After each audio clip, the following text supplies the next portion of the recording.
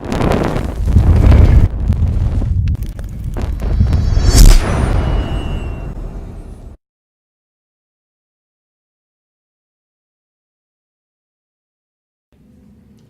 alaikum. Today is April 27, 2013.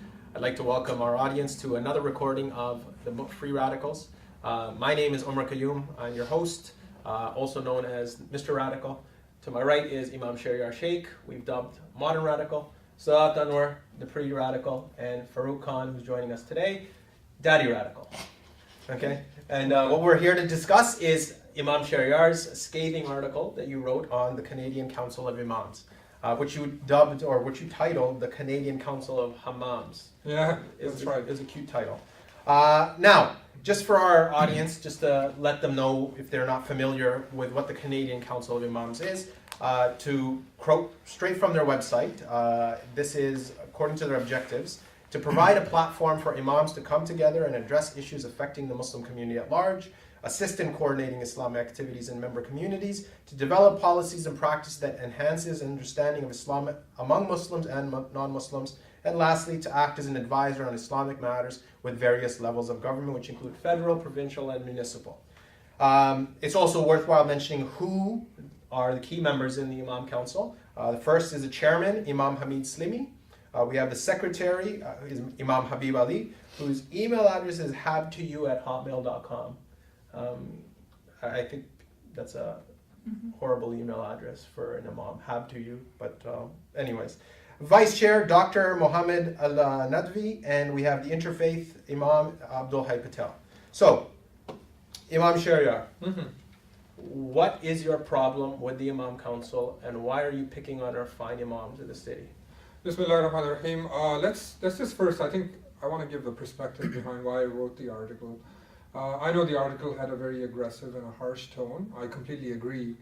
However, one thing I want to come across is that while writing the article, there was a degree of dismay and grief in my heart, and I still have that.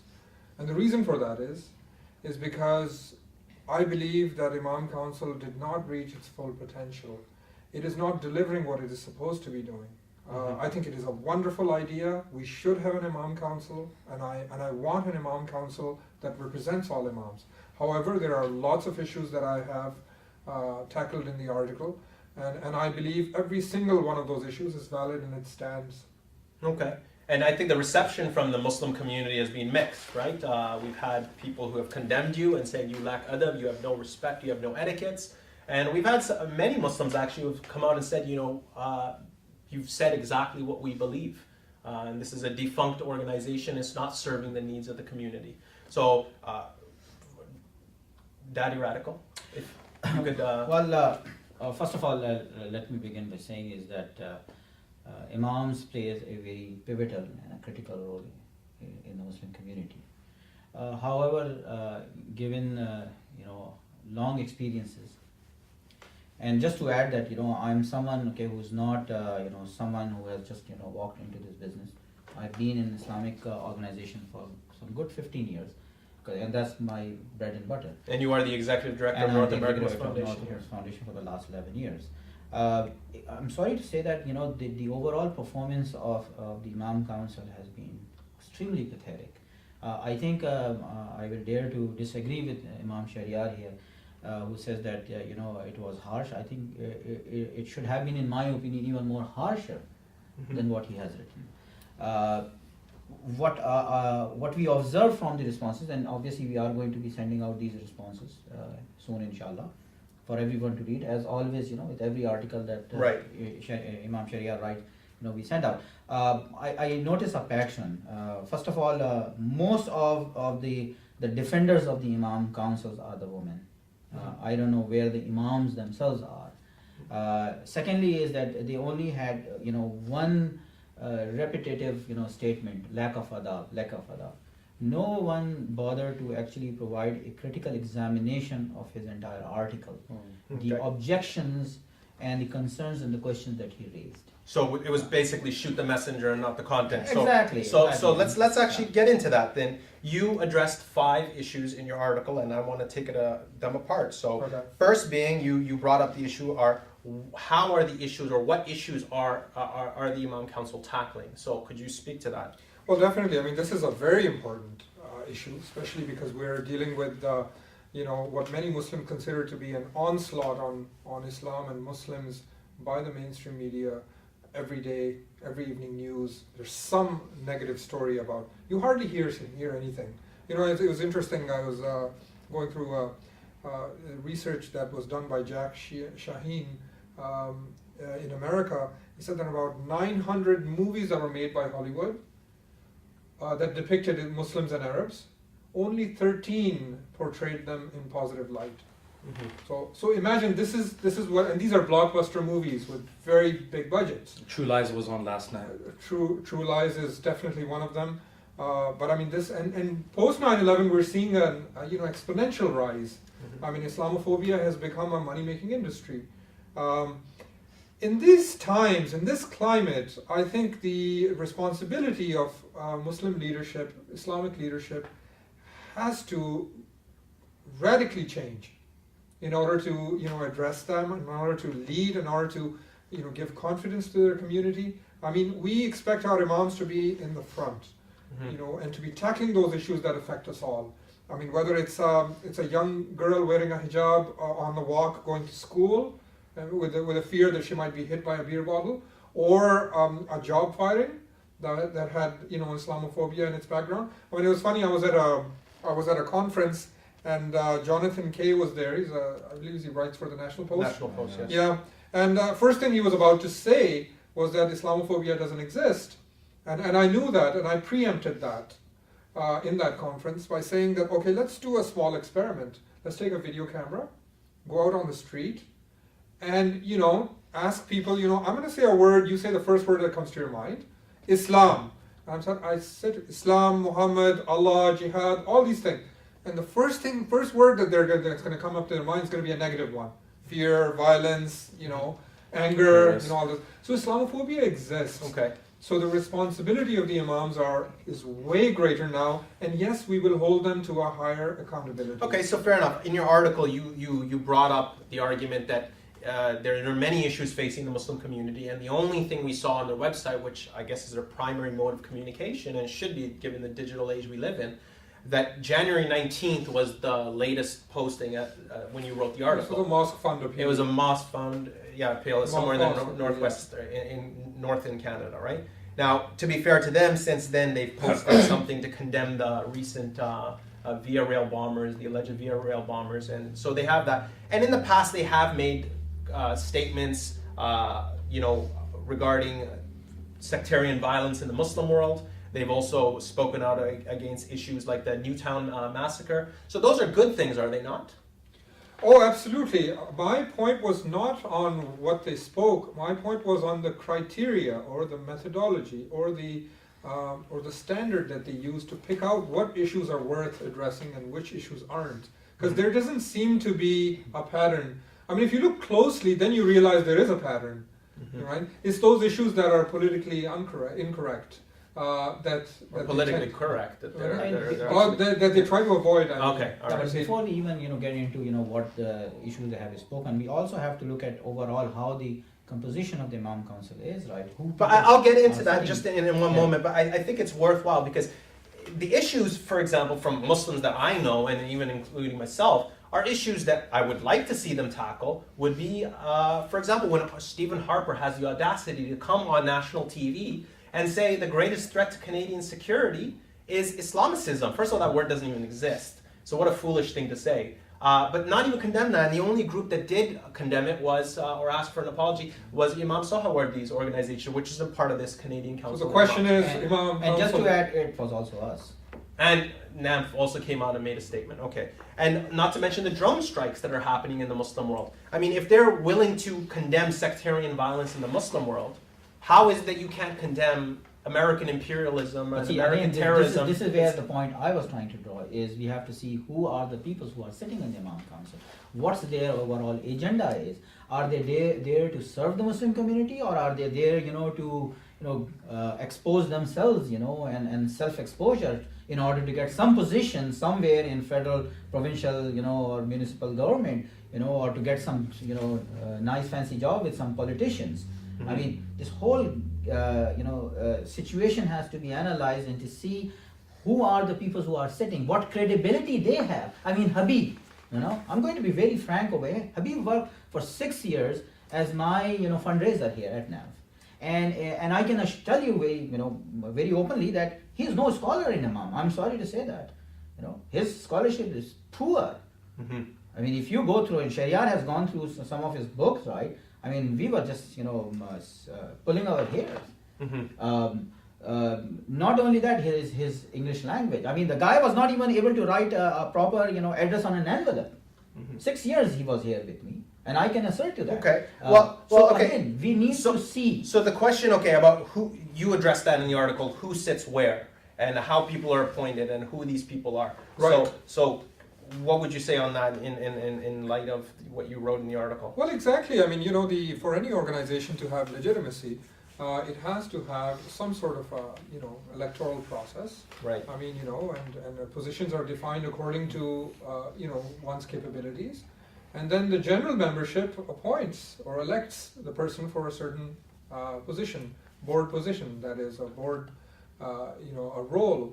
But here we don't see that there's, I mean, if you go on the website, I mean, I know certainly there was attempts in the past to ask the Canadian Council of Imams for a constitution, and there was no constitution, Right. right? I mean, there is no elections, there are no laws, I mean. Well, so I it think, seems that- Genghis Khan, in one of the responses that I have received, have summed it very eloquently, right? And obviously I'm going to be publishing it, that he said it very clearly that, Abdul Hai Patel and others are out there to seek legitimacy for themselves, to propagate So themselves. self-promotion. Oh, and absolutely. to tie on that, look, I am not in the business of backbiting people or slandering people, but my experience with Imam Hamid Slimi and Imam Abdul Hai Patel in the context of the Canadian Council of Imams, and Shariar, you were there with me.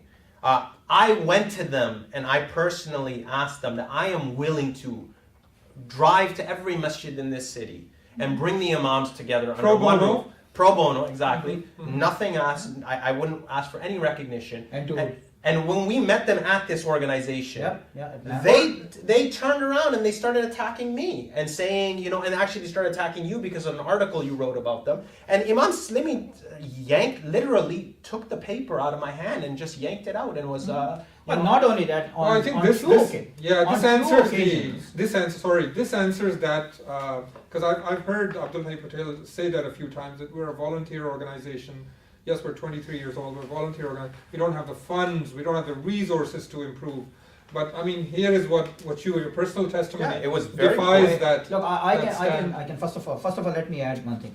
On 2 occasions, publicly, I have offered Imam Council for a space that NAF will provide with anything and everything that they need. All they had to do is get their personnel to come in and start working. Mhm. I offered them, all kinds of assistance in terms of management, organizational development, to say that, okay, well, we are a volunteer organization. Myself and Shariar started 11 years ago at NAF in a back room in a kitchen on the Mhm. corner of Shepherd and Midland. And Alhamdulillah, after 11 years of hard work, we are sitting in a 35,000 square foot facility that you all guys are witness to it. So the point here is that if there is seriousness to work, if the people out there, wants to do hard work and achieve something concrete, then yes, they will. But if they are out there in order to get some political position, or some fancy job with some politician or something, then yes, this is how, Banaspati things are going to happen.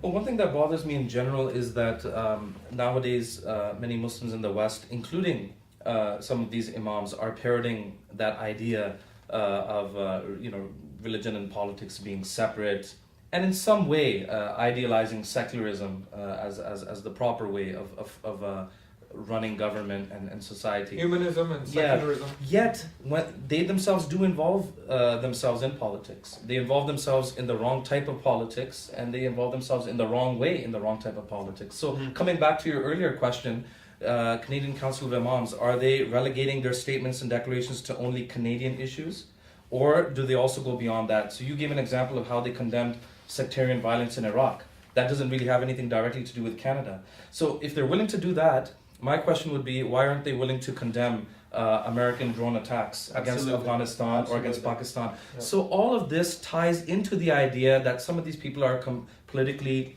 complacent. Perhaps they're scared and they're not really voicing what they should be voicing, because as Muslims, we're not only Canadian Muslims, I'm sorry to say, but we are part of a larger community and a larger ummah. And and in general, some of the feedback that Imam Shahriyar's article got seemed to be more ad hominem, like it's a bad adab, or this isn't the best way to do it. I say, okay, look, okay, fine, you're guilty. Maybe Imam Shahriyar had bad adab, but I'm just saying. But even if that is the Well, I don't case, know, if Imam Shah has bad adab, then I think my adab will be worse. well, that's why you're daddy radical. But I say for all of us, suppose we as the free radicals have bad adab, fine, okay. But the arguments still have to be addressed. Tackle the arguments. Tackle The the points arguments. and the arguments still have to be responded to. So, and one of the other arguments that you made was, where are the imams? Yeah, And again, where are the and, imams? and again, this Yeah. goes to that day when you and I sat down, and that was my whole idea, that I wanted to get these imams together. And Farouk, you can speak to how many imams are coming to these meetings, because you've hosted some of these things. Well, I mean, One look of at this. them I is- have a map here of all the mosques across GTA, and a lot of times people hail this as some sort of a a success, and perhaps it is successful that we've created so many, from coast to coast, we have created so many mosque and Islamic centers. But the question is, are we working in collaboration? No. Is there some sort of is there even a need felt Absolutely. for a collaboration? Absolutely. And then that's where the I mean, failure the lies. two gatherings that I have attended, I think there were hardly maybe 15, 20, people there. I don't know how many So- of them were imams. So how many mosques do we have in this city? Oh, 150 mosques. 150. So out of 150, you have 20 imams showing up. Something like It's that. not even 25%. Not even 25%. So, I mean, not only that, but even the declaration that they have, placed on their website. What's the authenticity that all those imams have actually agreed to it? Or they- 43 imams yeah, that or have. their names were just written. Why are you not on the Canadian Council of Imams? What was the issue? Well, I mean, I kind of He tell you lacks that. adab. Well, Nidaq Sadat, yeah. no, I guess I'm not in the right You're weight too radical. category. I'm not in the right weight category.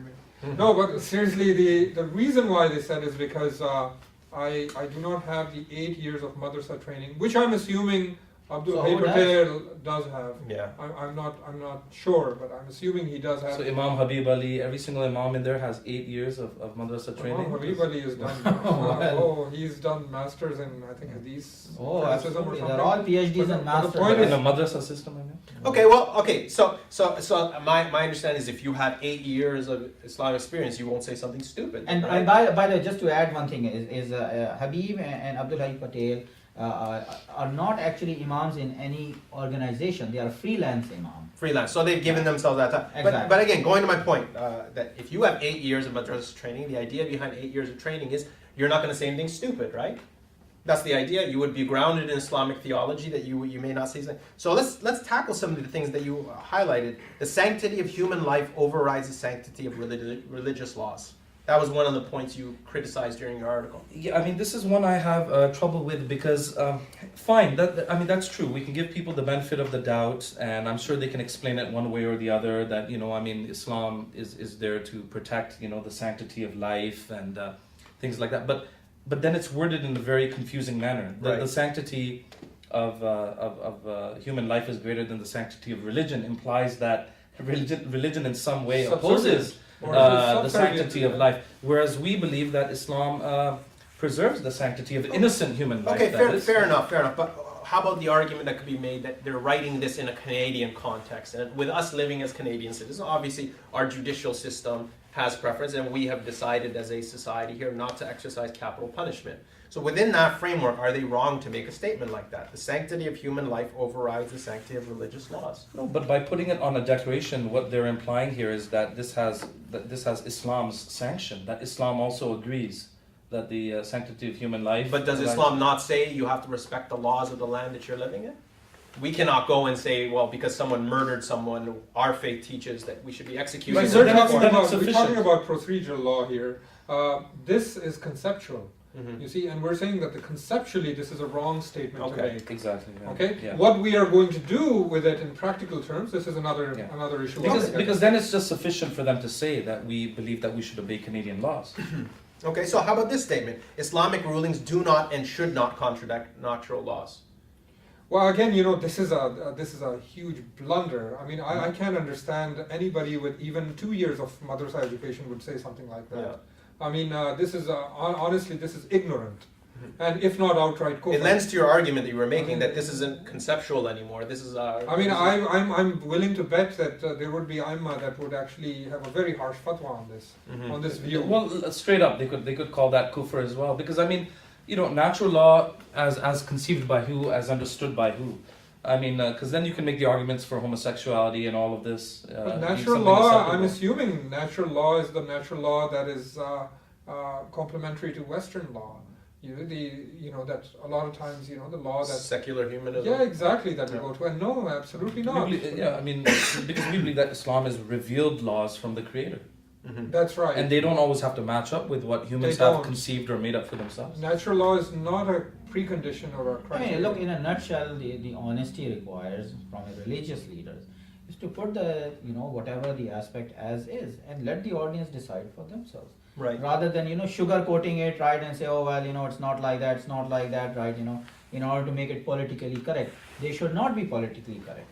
Mhm. To be honest. Exactly. To be honest, as yeah. is, because it's not they who are creating laws, these are God-revealed laws.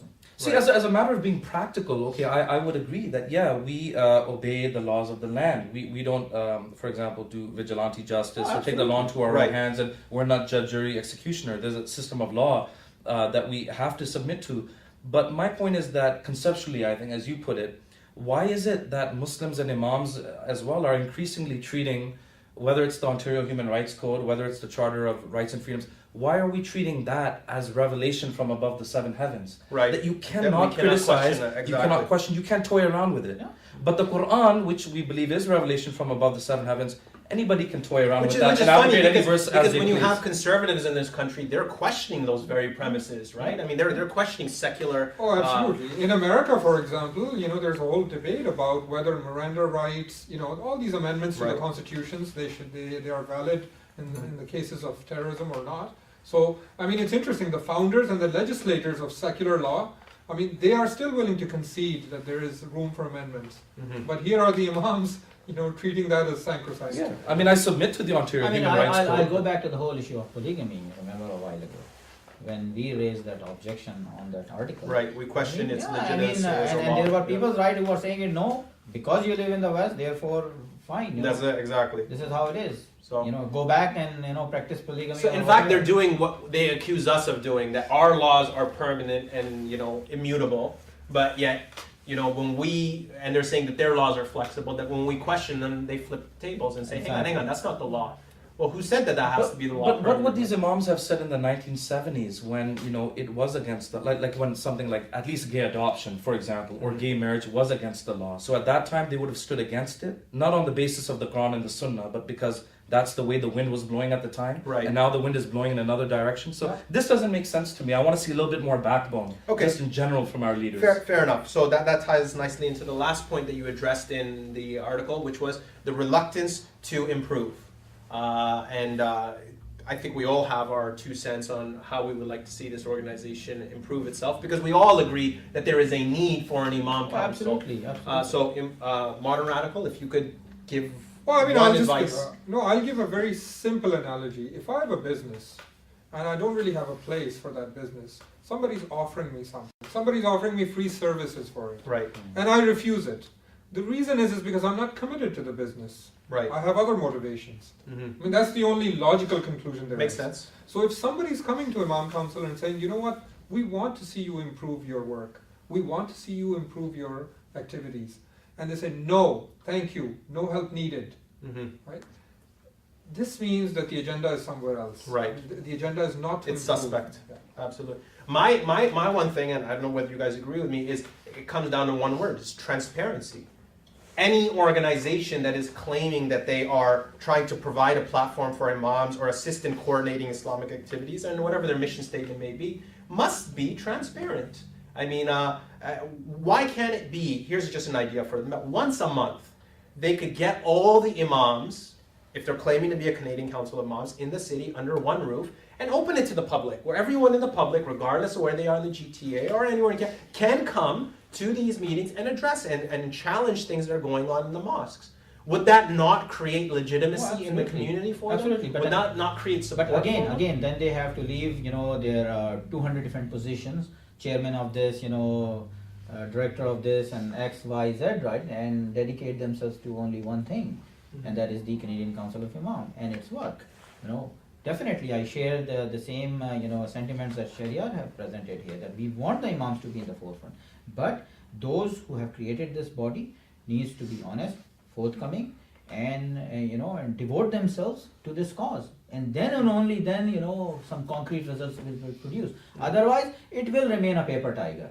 Okay. Let me just put it this All right, way. so I think we've said a lot, and we've exhausted our time for this episode. But I would like to leave the show on this one note: that if the Imam Council, anyone, and that they're reading your articles because we have proof And now that they're watching this program. and they're watching this program, so they're on the GTA Imam list, which is a discussion on its own. Believe me. I left that a long time ago. Yeah, you left that. I'm still Maybe there. we should and talk a bit it's- about the feedback. Or Well, is that what- we'll later certainly on? we'll, Okay. cer- we'll All certainly right. have some. And we'll do another episode. But I would like to leave it on this note that we put out a challenge to Imam Slimi, to Imam Habib Ali, to Dr. Muhammad Al Nadvi, right? Imam Abdul Hayy Patel, and saying if we've slandered you in any way, if we said anything that's wrong, They can then come over you're here. more than welcome to come to Oh, the show. absolutely. Contact us. We're on that same email list. I am absolutely Omar Qayyum. You can send a message, Yeah. and we'll gladly have you on the next time we record. You can take this chair, right? They can take this chair here. So Sure. pretty radical. You're not going to be here that time, or maybe we'll move you over or something like that. But